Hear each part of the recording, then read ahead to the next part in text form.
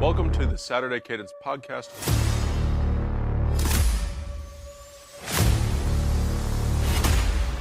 I'm Blake Biscardi, and remember, the Saturday Cadence Podcast is the heartbeat of college football. Michigan, Oklahoma, and Miami all notch big wins, and then I think Clemson is broken. A lot to get to from the Week 4 recap show. My name is Blake Biscardi, and I am your host, and this is Saturday Cadence, the heartbeat of college football. It is great to be with you on this Monday morning as we look back at a pretty good weekend of games across the college football world. Texas Tech announced itself on the scene. Indiana took a sledgehammer to Illinois. And I say all this as I look down the calendar at one of the biggest Saturdays of the season. So this is a week that you are going to want to stay tuned to the show. All of our episodes, potentially a bonus episode because there are so many games this week. Make sure you're staying tuned to the socials, the website. We have got you covered start to finish. But let's open the show with Michigan and Nebraska. This is a game that, if you'll remember correctly, I picked Nebraska to win. But with the caveat of, I think Michigan can win the game the way that they did. They didn't give me a reason to believe in them against Oklahoma in terms of the wide receivers not catching passes, some miscues there. Plus, I really thought that at home, this was going to be the spot Nebraska finally got over the hump. It wasn't going to say anything. I wasn't going to think less of Michigan because they lost the game. It's early in the season, true freshman quarterback, and they would still have a lot in front of them. But this is a classic example of which team is the better program. That is what I saw. That was my takeaway from the game watching Michigan. The program of Michigan football is better than the program of Nebraska football right now. And yes, it sounds so obvious, but this was a situation where that was so apparent. Bryce Underwood's a true freshman quarterback. We see how that script is usually written. Nebraska's a great place to play. Matt Rule's a phenomenal coach. Dylan Raiola has been playing well. He even had over 300 yards in the game. Sharon Moore wasn't there. It is one of those spots where you said, this felt like Nebraska. It felt like the Nebraska win. But Michigan walked in there, and Michigan handled their business. Now, this game was ugly. It wasn't clean by any stretch. There were mistakes on both sides. Michigan was not good on third down. Nebraska was worse. And Nebraska could not run the football. They couldn't run the football. And that's the thing with Michigan. If they can make you one-dimensional, that's where they can hurt you. Bryce Underwood had 105 passing yards. 105. And if you would get told that before the game, you're like, yeah, that's something that tells me I think Nebraska wins. On the ground, he carried the ball 8 times for 61 yards. Bryce Underwood still found ways to be effective. We're seeing him grow. We're seeing him blossom right in front of us. And he's got 3 years of college football ahead of him. He's got the rest of this season to grow. He has just played the first third of this 2025 season. And now Michigan wins that game. You look down the schedule and you see opportunities. It's USC, Michigan State, and Ohio State. Michigan needs to win 2 of those games, and they are going to find themselves in the college football playoff. That is where it's at. If they win all of their games, they may find themselves in Indianapolis playing for a Big Ten championship game. But before we even get to that, we don't need to jump all the way ahead and say all these things. Michigan controlled the game on the line of scrimmage, and as a program, they beat Nebraska. That, to me, was my takeaway watching this. Bryce Underwood, like I said, is growing. Justice Haynes, what I want to highlight here with this Michigan offense, the big play ability on the ground. Justice Haynes has now broken a long run. He had a 75-yarder. This is the 3rd week in a row we've seen a big run from Justice Haynes. Jordan Marshall has gotten into the mix. He had a 54-yard run too. And Bryce Underwood, his takeoff and his speed, his quickness, in addition to, yes, he has a great arm and he can make all the throws, but he's also a major threat with his legs. And that's the extra X factor for Michigan in this offense because their wide receivers are not all world. If they had Ohio State's wide receivers if they had Oregon's wide receivers, Texas's wide receivers, I would think, whoa, watch out. Like Michigan could be a national championship contender if that was the case. So if I am Sharon Moore, if I am someone on the Michigan staff, if I'm someone who's involved, if I'm their director of player personnel, if I'm their GM, I'm watching this team and I said, you know what? We get wide receivers. We got to go find a receiver. Now, Bryce Underwood himself, he's going to, guys are going to want to play with Bryce Underwood. So that's going to help in recruiting. But out of the transfer portal, if they can find a proven commodity, it's going to make them so much better next year. But for this year, if those wide receivers can progress a little bit, I like the run game that Michigan has. I like the big playability on the ground that Michigan has. And that, to me, is really important when I'm watching them play, because Big Ten football, you got to run the ball. Is USC that physical of a team? USC has not been physical as a football program in a number of years. USC may have the better quarterback. USC may have the better offensive game plan. USC may be improved on defense. But if USC is not physical, if they don't match Michigan in the trenches, that is where Michigan has a huge advantage over the last couple of seasons, because they just squeeze you. Michigan doesn't have to win a game flashy. That's what you need to watch for when evaluating Michigan, is they're still tough. They have a great running game, but they have home run ability from 2, sometimes 3 guys that can carry the football. And then Nebraska, 28, 29 straight losses to ranked opponents. They've not beaten a ranked team since 2016. It's almost unfathomable to think about that, especially with a blue blood program. When is Nebraska going to get over this hump? When is it going to happen? But still, I mean, even Nebraska's schedule, it's not that bad. Like, this loss doesn't sink Nebraska. They're sitting at 3-1. It's not a season-ending loss. They're so much ahead of Nebraska. They've got Michigan State, Maryland, Minnesota, Northwestern. I don't see a loss in that stretch for them. Maybe Maryland. Then they play USC. That game is at home. UCLA has been terrible. They have to go to Penn State and host Iowa to end the year. Okay, you can find 9-3. 8-4, I can see easily. That should be the floor for how good this team can be. But you got to get over that hump. And I think it can happen this year. I really do. I think Nebraska will beat a ranked team before this year is over. I do. But they have a ways to go to get there. They've got to clean it up. Texas Tech, we're going to transition here, went into Rice-Eccles Stadium, even with Baron Morton going out of the game, and won the game by 24 points.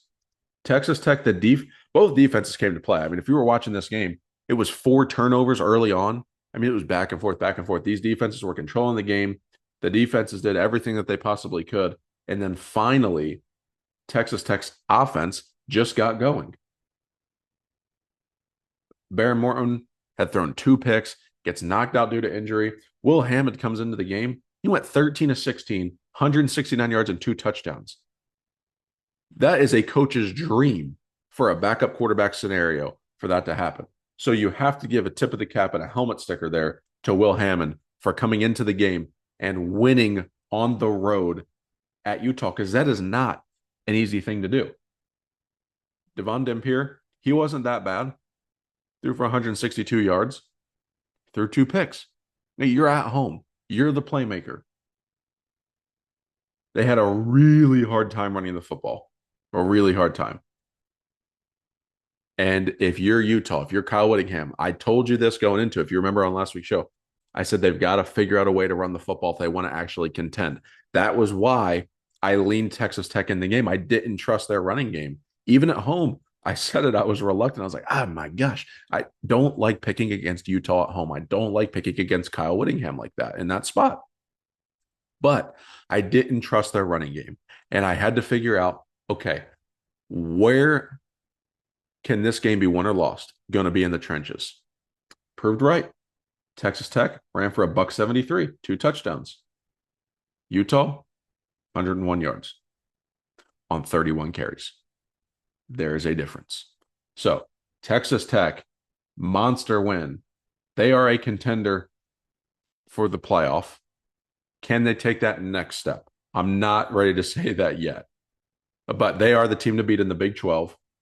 They are looking at a college football playoff spot. They just need to figure out a way to maintain that. They're playing really well. The investors, we know that they're bringing in the Texas oil money. We know they're going all in on offensive line and defensive line recruits. We know that they're trying to attract this talent in Lubbock to build a machine because they can, and they are. And this is that step. Yes, you can bring guys in, but you've got to get on the field results. And you can see that that is what Texas Tech is doing so far this year, jumping out to an undefeated start and being ranked inside the top 15 now. So that's a huge step for the Red Raiders, and they're the team to beat in the Big 12 right now.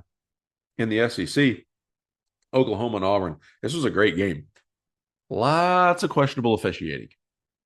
Oklahoma had the fake, and I'm putting air quotes there for those of you listening to the show, at one of the substitutions, and there was a long touchdown pass, and the SEC officials came out and put a statement saying that shouldn't have counted. The final score of the game was 24-17. So, and it was really 22-17. So technically, that would have put Auburn in a position to win the football game when Oklahoma did not convert on that 2-point conversion. They got a safety to end the game, which is a backdoor cover there because the spread was 6.5. So we did win that game for you guys. It was a great week for us at 5-2. But Oklahoma wins the game by 7. Questionable officiating there. John Mateer continues to do John Mateer things. Threw for 271 and a touchdown. Again, and this is why I haven't fully bought Oklahoma stock yet. I bought John Mateer stock. I'm very high on John Mateer. He's the Heisman frontrunner to me right now. It is September. It's way too early to talk about all that stuff. But looking at trends and players and everything else, John Mateer, I'm buying stock in. I'm advising you to do that. Oklahoma as a team, I don't trust their running game, just like Utah. But the difference between Utah and Oklahoma is Brett Venables and that defense. I have real world data this year. Like, that defense is aggressive. They had 10 sacks in this game. 10. And John Mateer. They're the X factors. And what's keeping me from saying Oklahoma can win the SEC, what's keeping me from saying Oklahoma is a legitimate contender, is the run game. They ran for 35 yards. 35 yards. You're not going to be able to do that in SEC play and continually win games. Now, Auburn didn't run the ball all that great either. They only ran for 67 yards. I mean, it was barely 2 yards a carry. It was actually a little bit underneath that. In Oklahoma, it was even worse. I mean, it was like 1.1 yards per carry. It's just not good at all. But Jackson Arnold, I thought, played well in his return to Norman. Again, this was a more competitive game than I thought it was going to be. These two teams do match up well.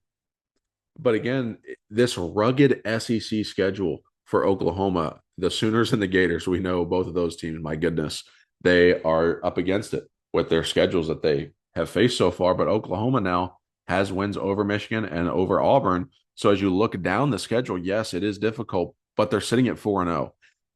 And for Oklahoma, they don't have to go and say, we've got to win every single game. Oklahoma has the respect enough with these wins where, okay, you can breathe a little bit going into SEC play. You can play a little bit looser. You don't have to play tight. They've got Red River coming up in 3 weeks.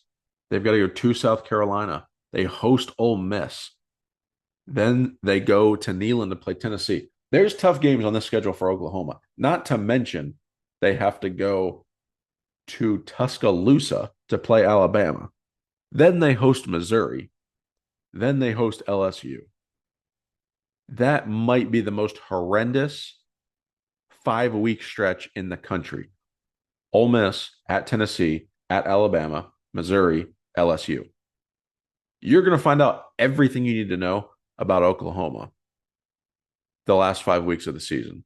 We're going to get a great barometer check for both Texas and Oklahoma and Red River on October 11th.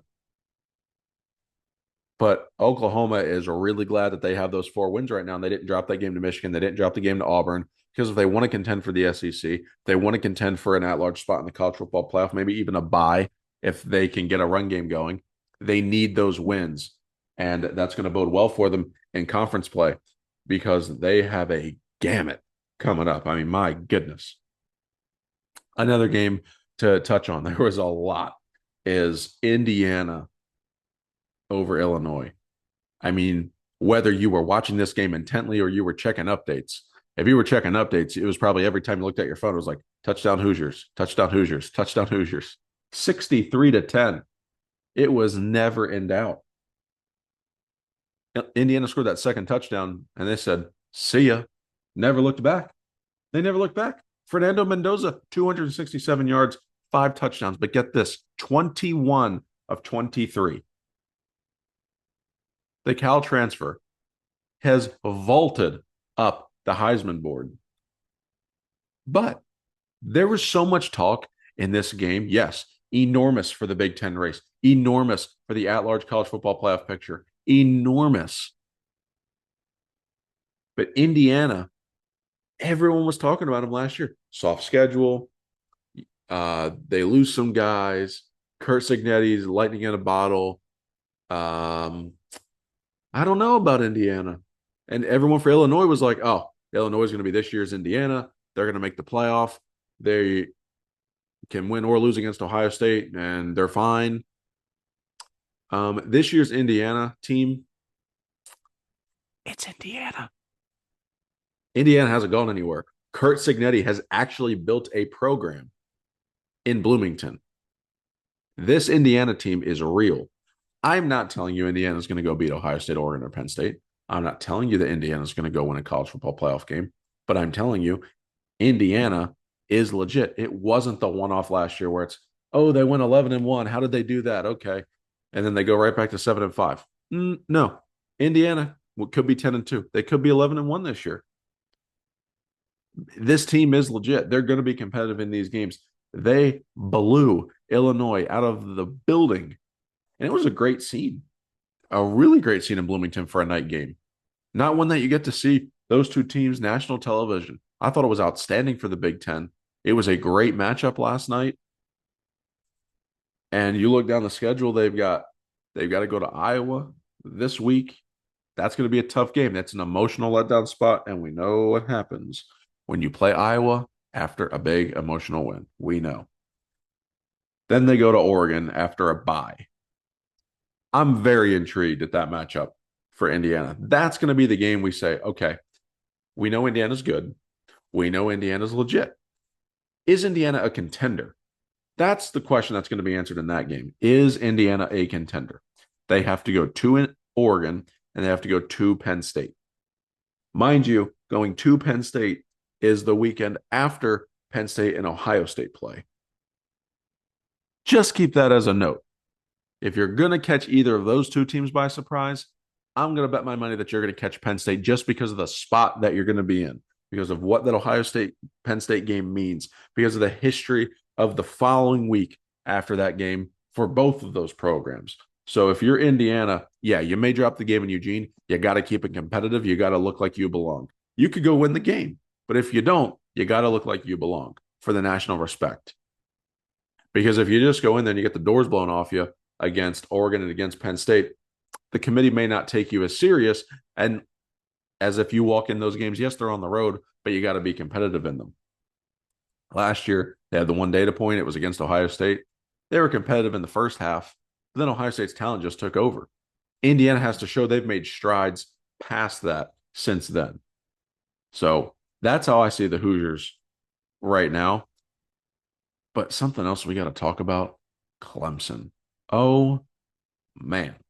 Has there ever been a fall like Clemson? Syracuse embarrassed Clemson at home. Embarrassed.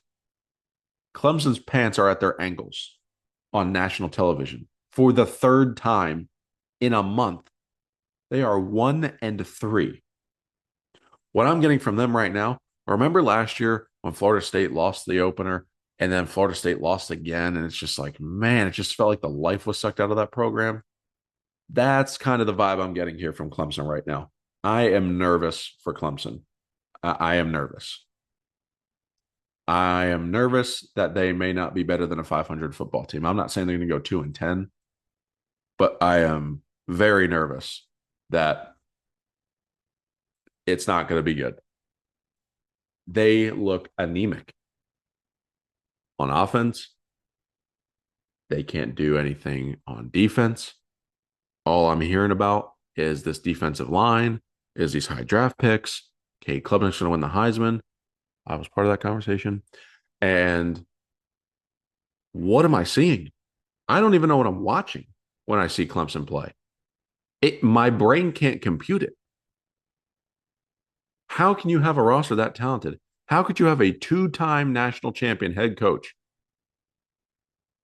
and you're 1-3? You've been the more talented team in 3 of the 4 games, if not all 4 games. And you're 1-3, and you've gotten embarrassed. Major cause for concern. Also, major props to Syracuse. Steve Angeli, how about this? He's going to be out, though, for a couple of weeks because of an injury. So that is extremely unfortunate for the Orange because, man, Syracuse is off to a great start to this season, sitting at 3-1. I'm telling you, though, man, Clemson, whoo. I don't know what to tell you on Clemson. They look broken to me. I don't know how they recover from this. And you've got Florida State that looks really good. You've got Miami that is now number 2 in the AP poll. Miami has looked awesome with Carson Beck. I mean, that could not have worked out better for both parties. So I am really excited about Miami. They've got a big game against Florida State in a couple of weeks. Circle that one on your calendars. Plan to watch that game. That right there is going to be a preview of the ACC championship game with those caliber teams because I think it's Miami, Florida State, and Georgia Tech. They're your top tier of the ACC right now. And I think 2 of those 3 teams will be playing in Charlotte for the ACC title game. The last thing that I want to do for you guys before we round out the show tonight is this. My top 10. Have not brought this into the show yet because it's early and rankings are so fluid. Okay, but I'm going to go through this real quick, 1 to 10. Number 1 is going to be Ohio State. They're the number 1 team in the country. They have a great win over Texas. Although Texas hasn't looked outstanding, the Buckeyes in all 3 phases are playing extremely good football. Huge test this weekend against Washington. We're going to get to that later in the week. So big test for the Buckeyes, but they are the number 1 team in the country right now, defending national champions. Miami, number 2. I just said it. Carson Beck and Miami, that has worked out great for both parties. They've gotten through this first month, and this team is real. The U, I don't want to say the U's back, but the U is real.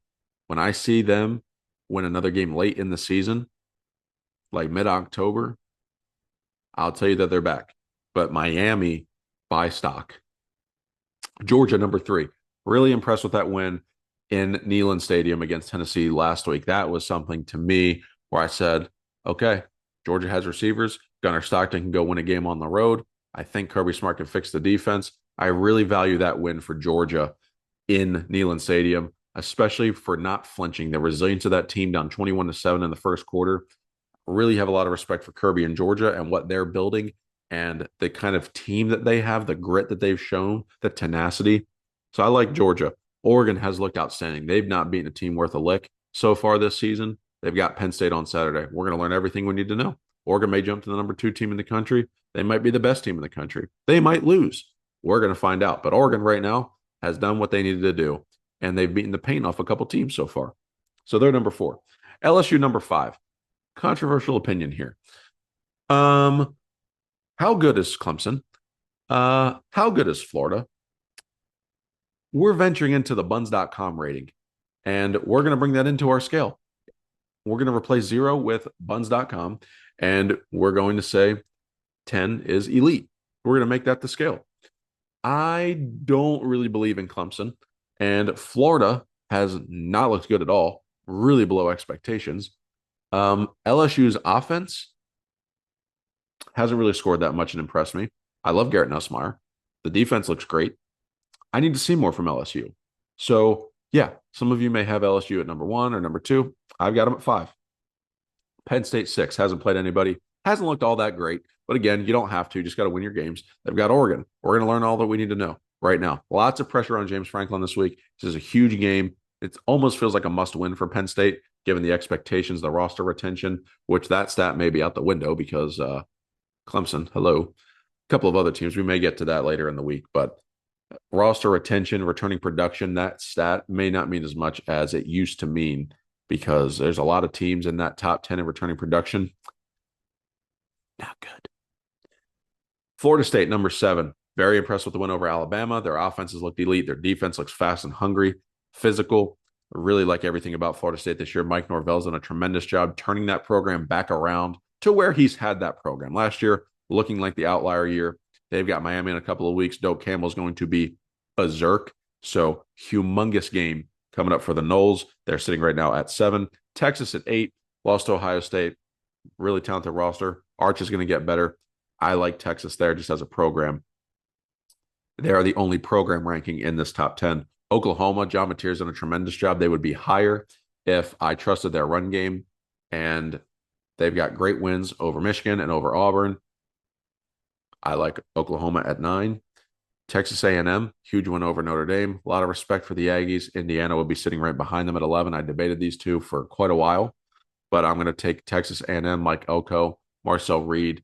I like the Aggies overall right now, and I do think if they played head-to-head that they would beat Indiana. So I think right now A&M is a better football team, even though on paper that win for Indiana looks really flashy and attractive because they won the game 63-10. So that is my top 10. Again, just to remind you quickly, Ohio State, Miami, Georgia, Oregon, LSU, Penn State, Florida State, Texas, Oklahoma, and Texas A&M. So that's how I see the top 10 right now through 4 weeks. Lots of adjustments are going to be made because we're going to get some really, really meaningful games. We're going to see this week, is Alabama really on the ascent? Can Georgia continue its dominance? Ohio State, how is Julian saying fare on the road?